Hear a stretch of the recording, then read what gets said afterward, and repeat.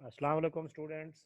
Welcome to the clip 3 of week 5. Our topic is entity relationship diagram.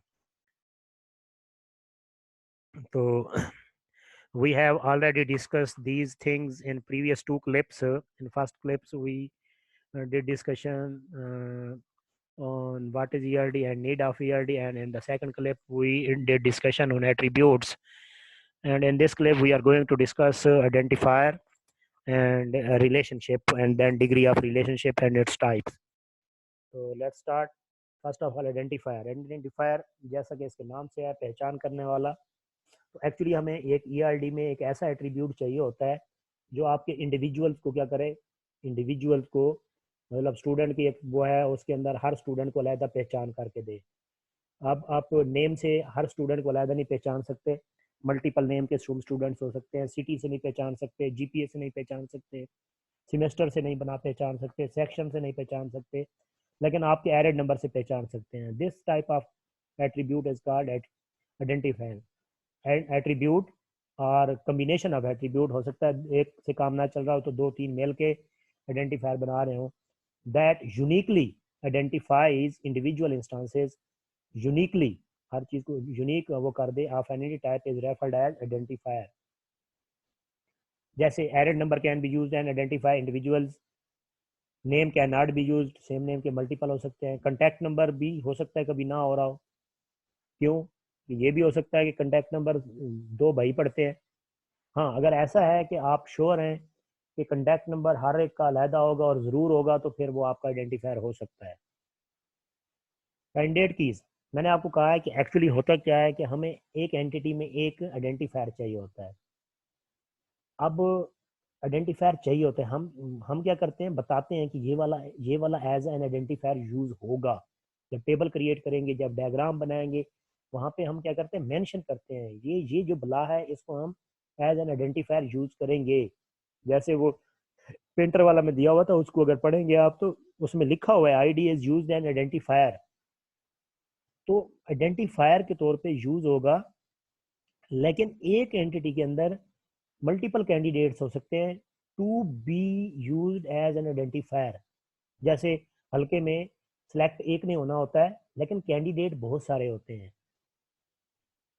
जो अपने आप को डिक्लेयर करते हैं कि we are able to be selected. इसी तरीके से एंटिटी में आइडेंटिफायर सिलेक्टेड होने के लिए कैंडिडेट बहुत सारे हो सकते हैं. तो minimal set of attribute that uniquely identifier जितने भी हो सकते हैं वो क्या होते हैं, कैंडिडेट्स होंगे जो बन सकते हैं वो कैंडिडेट. जैसे हम कहते हैं जी, एरेड नंबर है आपका, CNIC है, हो सकता है आपके कॉन्टैक्ट नंबर भी है हमारे पास. तो ये अगर कैंडिडेट्स हैं तो आपने कोई एक सेट करना है.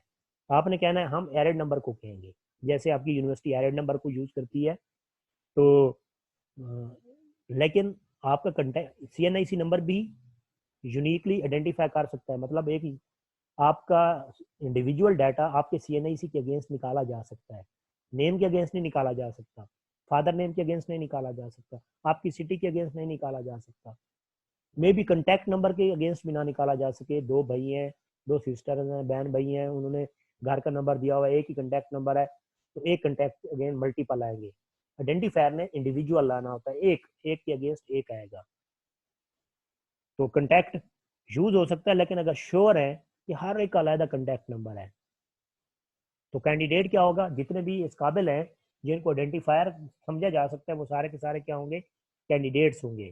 But we have to select only one. जिसको हम सिलेक्ट करेंगे उसे कैंडिडेट प्राइमरी की कहेंगे. Candidate key selected to uniquely identify each occurrence of an entity type is called primary key. मतलब बहुत सारे कैंडिडेट पार्टिसिपेट करते हैं, लेकिन जो सिलेक्ट होता है वही आपका MNA कहलाता है, बाकी MNA नहीं कहलाते. इसी तरीके से बहुत सारे कैंडिडेट थे, आपने जिसको सिलेक्ट किया वो प्राइमरी की कहलाएगा, बाकी प्राइमरी की नहीं कहलाएंगे. और इसकी नोटेशन क्या होती है, आप उसके नीचे सॉलिड अंडरलाइन लगाते हैं. क्या लगाते हैं? एट्रीब्यूट के नेम के नीचे सॉलिड अंडरलाइन. ये ओवल के नीचे नहीं लगाएंगे, नेम के नीचे लगाएंगे. कोई स्टूडेंट क्या करते हैं, इसके नीचे यहाँ पे लगा देते हैं. ऐसे नहीं लगाना, यहाँ पे आईडी जो नेम होगा उसके नीचे कुछ भी हो सकता है। अगर सपोज करें आप कंटैक्ट नंबर को बनाना चाहेंगे तो यहाँ पे उसके नीचे लगा देंगे, टाइप को किसी चीज़ को जिसको भी बनाना है उसके नीचे सॉलिड अंडरलाइन खींच देंगे। तो वो अब देखें ये पिक्चर है, वो एक पैराग्राफ था, पैराग्राफ पढ़े बगैर आप कह सकते हैं पेंटर के जो है ना ये एट्रीब्यूट है, दूर से नजर आ रहे हैं, ये प्राइमरी की है, ये पेंटिंग के एट्रीब्यूट्स हैं और ये प्राइमरी की है। अब एक बड़ा सा पैराग्राफ हो, उसको देख रहे हो आप, पढ़ रहे हैं और फिर समझ ही नहीं आ रही, ये आपका ज्यादा क्लियर है। That's why we need ERD. Unique key ये कैंडिडेट की होती है, लेकिन कुछ आपके पास कैंडिडेट कीज ऐसी होती हैं जिनमें वैल्यू नल भी हो सकती है, मसलन CNIC। अब CNIC प्राइम यूनिक आइडेंटिफायर तो है, लेकिन आप देखें हो सकता है अभी किसी का CNIC नहीं बना तो उसकी वैल्यू तो नल आएगी। प्राइमरी की कभी भी नल नहीं होगी, यूनिक मतलब रिपीट नहीं होगी। प्राइमरी की वैल्यू, एक वैल्यू दोबारा नहीं आएगी, कभी भी नहीं आएगी, अगर आएगी तो फिर उसे प्राइमरी की नहीं बना सकते, और उसकी वैल्यू नल भी नहीं हो सकती, उसकी वैल्यू कंपलसरी होती है। और यूनिक की क्या होती है, वो नल लेबल होती है कि उसकी वैल्यू नल हो सकती है। इसलिए ऐसे किसी चीज को जो नल हो उसको प्राइमरी की नहीं बनाया जा सकता। जैसे कॉन्टैक्ट नंबर है, CNIC है, ऐसे किसी एट्रीब्यूट, हमने एट्रीब्यूट उसको प्राइमरी की बनाना है जो रिपीट भी ना हो, इंडिविजुअल को भी निकाल के दे, और साथ ही उसकी वैल्यू नल भी हो, नल भी ना हो, मतलब हर इंस्टांस के लिए एक वैल्यू का होना जरूरी है, और मैक्सिमम भी एक ही होती है। Composite key, a primary key that consists of two or more attributes। ऐसा प्राइमरी की जिसमें, अच्छा प्राइमरी की को सिंपल की भी कहते हैं, अगर कहीं पे सिर्फ की लिखा हुआ है तो समझ जाए प्राइमरी की है। आ की अगर लिखा हुआ है या आ प्राइमरी की लिखा हुआ है, दोनों के मीनिंग सेम होंगे। की, तो composite key is a key that consist of two or more attribute, two or more attribute, दो या दो से ज्यादा, two or more than two attributes, two or more than two attributes. Student क्या लिखते हैं, कंपोजिट की है key which consist of two primary keys, दो प्राइमरी कीज नहीं होती, याद रखना है कि एक प्राइमरी की होती है। कितनी होती है, एक प्राइमरी की, सिंगल। हमें एंटिटी में एक प्राइमरी की चाहिए होती है, दो नहीं चाहिए होती। तो कंपोजिट की क्या भला है, कभी कभार ऐसी सिचुएशन आती है कि आपके पास टेबल ऐसा आ जाता है जिसमें आप एक कॉलम इस काबिल नहीं होता कि वो, एक एट्रीब्यूट इस काबिल नहीं होता कि वो उसको प्राइमरी की बनाया जा सके। मतलब कोई भी एक कॉलम ऐसा नहीं होता, एक एट्रीब्यूट ऐसा नहीं होता जिसको, जिसमें इतनी एबिलिटी हो कि वो आपको इंडिविजुअल इंस्टांस निकाल के दे। फिर आप क्या करते हैं, दो का कॉम्बिनेशन बनाते हैं, दो से भी ना बने तो फिर तीन का कॉम्बिनेशन, तीन से ना बने तो चार का कॉम्बिनेशन चाहिए जरूर। तो फिर हम क्या करते हैं, तो जितने का सेट बनता है, अगर दो से ज्यादा का, दो या दो से ज्यादा का हो, मतलब एक मोर देन वन हो, तो फिर उस की को कंपोजिट की भी कहा जाता है। वैसे वो प्राइमरी की होती है लेकिन उसको कंपोजिट की भी कहा जाता है। फॉर एग्जांपल ये आपके पास एक, मैंने डाटा के हिसाब से दिखा दिया है, आपको समझ आ जाए, ताकि आप समझे हमारे पास एक एंटिटी है जिसका नाम क्या है, फैकल्टी कोर्स डिटेल, उसके ये एट्रीब्यूट्स हैं, faculty ID, faculty name, faculty city, department ID जिसमें मुकाम का है, डिपार्टमेंट का टाइटल है, course ID, course title, credit hours. अब देखें, मैं फैकल्टी आईडी को बनाता हूँ, तो अगर इसे 1 दूंगा तो 2 रोज दे देगा, 2 दूंगा तो 3 रोज दे देगा। अब 3 दिया है, 3 की और भी रोज हो सकती हैं, ये तो डाटा थोड़ा था। इसी तरीके से किसी और को बना के देखें, नहीं होगा। कोर्स आईडी को देखें, कोर्स आईडी भी 0, 301 दो तो ये 2 दे देगा, 335 दे दूंगा 2 दे देगा। तो हर एक के लिए एक वैल्यू आनी चाहिए। तो क्या है, एक को नहीं बना सकते, तो फिर हम क्या करते हैं, FID और CID को मिला के बना लेते हैं, FID को और CID को मिला के बना लेते हैं। तो आप देखें ये जो पेयर है, ये पेयर यूनिक हो जाएगा। कैसे, ये 1 एंड CS301 दोबारा कहीं पे नहीं आएगा। फैकल्टी 1 को कोर्स है ITC, फैकल्टी 1 को दोबारा ITC नहीं होगा, अगर होगा तो फिर प्राइमरी की नहीं बना सकते आप इसे। तो क्या करते हैं, इनके कॉम्बिनेशन से प्राइमरी की बनाते हैं। तो जब इन दोनों के नीचे क्या लगा देंगे, साले डंडा लगाएंगे। अब इस टेबल में या इस एंटिटी में अगर आप इसे बनाएंगे, दो प्राइमरी कीज नहीं है, दो के नीचे अंडरलाइन लगने का ये मतलब नहीं है दो प्राइमरी कीज हैं, प्राइमरी की एक ही है, दो से मिलके, दो एट्रीब्यूट से मिलके बनी हुई है, तो हम इसे क्या कहते हैं, कंपोजिट की। Next concept is relationship.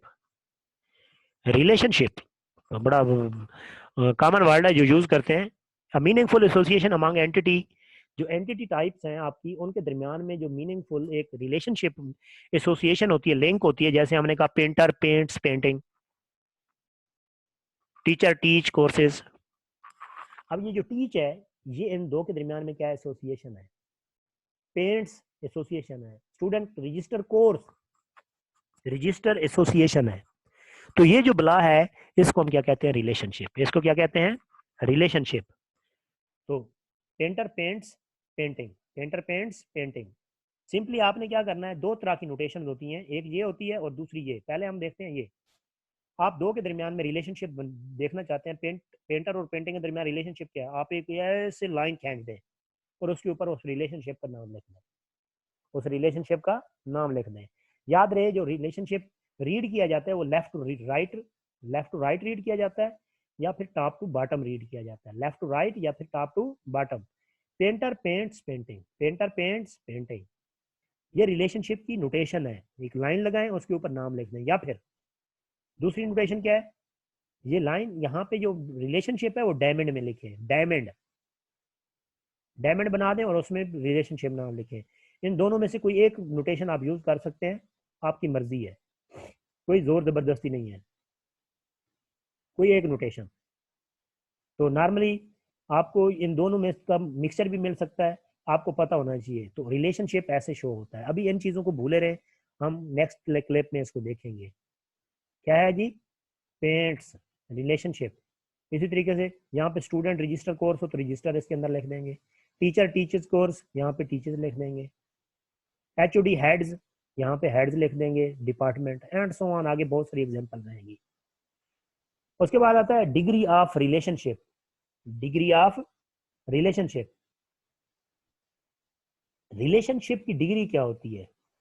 एक रिलेशनशिप, जैसे ये रिलेशनशिप है, क्या है, पेरेंट्स, ये रिलेशनशिप कितनी एंटिटीज के दरमियान में है, number of entities involved in particular relationship.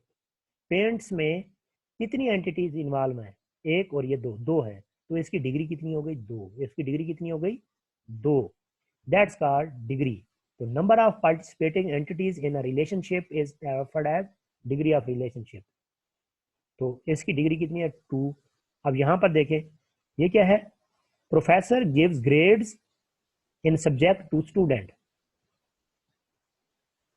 तो ये आपका क्या आएगा, अब ये जो रिलेशनशिप है गिव्स ग्रेड का, इसकी डिग्री क्या होगी, थ्री। इसकी डिग्री क्या होगी, क्यों, क्योंकि तीन एंटिटीज हैं, क्योंकि कितनी है, तीन।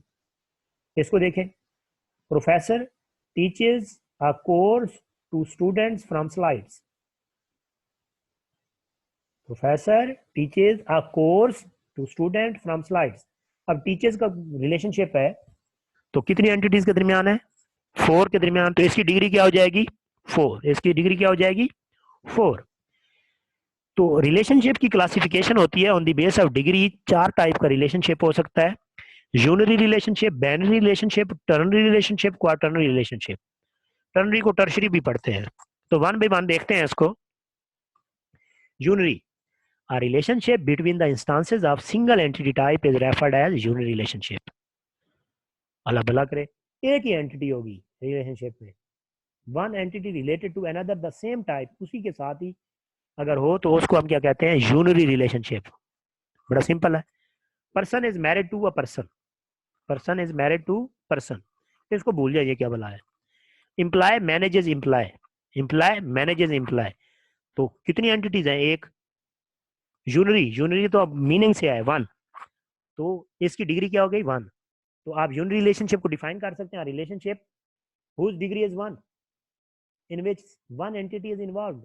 मतलब किस तरह की भी डेफिनेशन लिख सकते हैं। Unary, binary, a relationship between instances of two entity types, yeah, a relationship whose degree is two, entities of two different types are related to each other। दो डिफरेंट टाइप की होती है, यहाँ पे आपके पास सेम टाइप की, उसी का उसी के साथ होता है। यहाँ पे आपके पास क्या, बाइनरी। अब ये दो था तो बाइनरी रिलेशनशिप हो गया। और देख लें, employ is assign to parking place, parking place assign to employ. Product, line contains product, student register for course and so on. ये क्या है, बैन रिलेशनशिप क्या है? Ban relationship. उसके बाद है टर्न रिलेशनशिप। और relationship whose degree is 3, relationship whose degree is 3, a relationship in which 3 entities are involved, या फिर a simultaneous relationship among the instances of 3 entity types। कोई भी डेफिनेशन लिखें आप। ये क्या है? Student staff register a client at branch, staff register a client at branch. तो कितनी एंटिटीज इन्वॉल्व है रजिस्टर में? 3। डिग्री कितनी हुई? 3। रिलेशनशिप कौन सा हो गया? टर्नरी। ये वही पहले एक एग्जांपल हमने देखी थी इसकी, ये भी आपका टर्नरी हो गया। ये क्या है जी? क्वाटर्नरी। among 4 instances, या whose degree is 4, या a relationship in which 4 entities are involved। क्या है? Agent arranges a bid of a buyer by financial supported by a financial institution। ठीक है, या यहाँ पे आ जाते हैं, students give grades, sorry professor give grades for subject to the students at institute. मतलब वो हो सकता है। इसी तरीके से ये आपके पास क्या है? क्वार्टरली रिलेशनशिप है जिसकी डिग्री क्या है? 4 है। तो इसमें हमने क्या किया है? इस क्लिप में हमने स्टडी किया है ये चीज़ें। आइडेंटिफायर स्टडी किया है, आइडेंटिफायर से फिर कुछ कंसेप्ट मिलते जुलते थे वो हमने देखा है। प्राइमरी की क्या होती है, कंपोजिट की क्या होती है, कैंडिडेट की क्या होती है, यूनिक की क्या होती है। फिर आपने रिलेशनशिप देखा, रिलेशनशिप की एग्जांपल देखी, डिग्री क्या होती है और उसकी टाइप्स क्या होती है। आई होप आपको इसकी ये कंसेप्ट क्लियर हो गया होगा। तो इसे गौर से सुने, कोई चीज़ मिसिंग है एक दफ़ा फिर सुने। अगर फिर भी समझ नहीं आ रही तो नोट्स देखें, फिर भी समझ नहीं आती तो फिर मुझे क्यूरी करें।